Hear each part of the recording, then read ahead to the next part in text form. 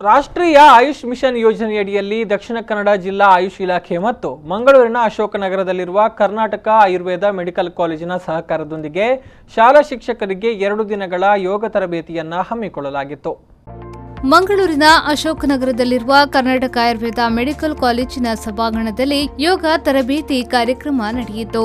ಕಾರ್ಯಕ್ರಮದಲ್ಲಿ ಕೆಇಸಿಪಿ ಆಡಳಿತಾಧಿಕಾರಿ ಯುಕೆ ಖಲೀದ್ ಅವರು ಮಾತನಾಡಿ, ಕರ್ನಾಟಕ ಆಯುರ್ವೇದ ಮೆಡಿಕಲ್ ಕಾಲೇಜು 2002ರಲ್ಲಿ ಪ್ರಾರಂಭವಾಗಿ ಕಳೆದ 18 ವರ್ಷದಿಂದ ಈ ಪರಿಸರದಲ್ಲಿ ಕಾರ್ಯಾಚರಿಸುತ್ತಿದೆ. ಆಸ್ಪತ್ರೆಯಲ್ಲಿ ಎಲ್ಲಾ ತರಹದ ಸೌಲಭ್ಯಗಳಿವೆ.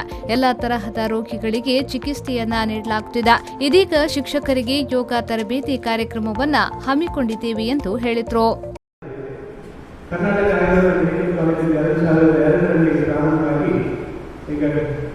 15 ವರ್ಷಗಳಿಂದ ಈ ಪರಿಸರದಲ್ಲಿ ಕಾರ್ಯನಿರ್ವಹಿಸ್ತಾ ಇದೆ.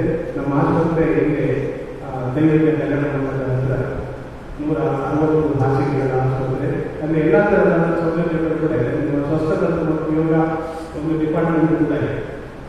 ಎಲ್ಲ ಥರದ ರೋಗಗಳಿಗೆ ಅಲ್ಲಿ ಚಿಕಿತ್ಸೆಯನ್ನು ಕೂಡ ನೀಡಲಾಗ್ತಾ ಇದೆ. ಇದನ್ನು ನಿಮ್ಮ ಮಾಹಿತಿಗಾಗಿ ಹೇಳಬೇಕಿದ್ದೇನೆ. ಹಾಗೂ ಅನಂತರ ಶಿಕ್ಷಣ ಇಲಾಖೆಯ ಮಂಜುಳಾ ಶೆಟ್ಟಿಯವರು ಮಾತನಾಡಿ, ಇಡೀ ಜಗತ್ತಿನ ಆರೋಗ್ಯದ ಹಂಬಲಕ್ಕೆ ಒಂದು ಆಶಾಕಿರಣವಾಗಿ ಹೋಮಿಯೋಪತಿ, ಅಲೋಪತಿಯಂತಹ ಬೇರೆ ಬೇರೆ ವರ್ಗೀಯ ಪದ್ಧತಿಗಳಲ್ಲಿ ನಮ್ಮ ಶರೀರದ ಕಾಯಿಲೆಗೆ ಸಮಾಧಾನದಿಂದ ನೆಮ್ಮದಿ ಹುಡುಕುತ್ತಾ ಇರುವ ಇವತ್ತಿನ ದಿನದಲ್ಲಿ ಯೋಗ ಅತಿ ಮುಖ್ಯ.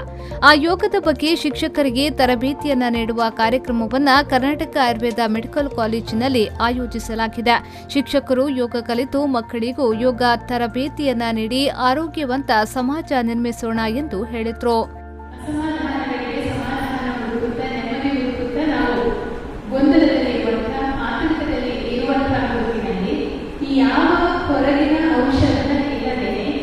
ನಮ್ಮ ಶರೀರವನ್ನು, ನಮ್ಮ ಮನಸ್ಸನ್ನು ಸ್ವಾಸ್ಥ್ಯದಲ್ಲಿ ಇರಿಸಿಕೊಳ್ಳುವುದಕ್ಕೆ ನಮ್ಮೊಳಗೆ ಒಂದು ಶಕ್ತಿ ಇದೆ, ನಾವೇ ಮುಕ್ತರಾಗುವುದಕ್ಕೆ ಸಾಧ್ಯ ಇದೆ ಅಂತ ನಮ್ಮನ್ನು ನಂಬಿಸಿದ ಒಂದು ಸಮತೋಲಿತವಾದ ವೈದ್ಯ ಪದ್ಧತಿ ಅಂತ ನಾನು ಯೋಗವನ್ನು ಭಾವಿಸ್ತೇನೆ.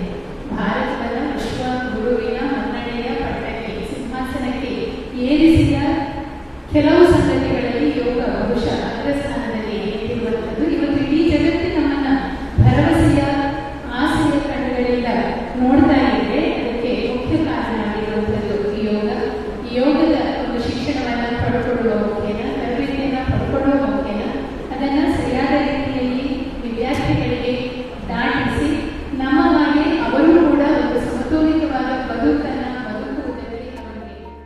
ಈ ಸಂದರ್ಭ ಕರ್ನಾಟಕ ಆಯುರ್ವೇದ ಮೆಡಿಕಲ್ ಕಾಲೇಜಿನ ಪ್ರಾಂಶುಪಾಲರಾದ ಡಾ ಸಂತೋಷ್ ಕುಮಾರ್ ಜಿ, ಜಿಲ್ಲಾ ಆಯುಷ್ ಅಧಿಕಾರಿ ಡಾ ಮೊಹಮ್ಮದ್ ಇಕ್ಬಾಲ್, ಯೋಗ ಮತ್ತು ಪ್ರಕೃತಿ ಚಿಕಿತ್ಸಾ ತಜ್ಞರಾದ ಡಾ ಸಂಗೀತ ಲಕ್ಷ್ಮಿ, ಡಾ ಅಮೃತ ಉಪಸ್ಥಿತರಿದ್ದರು.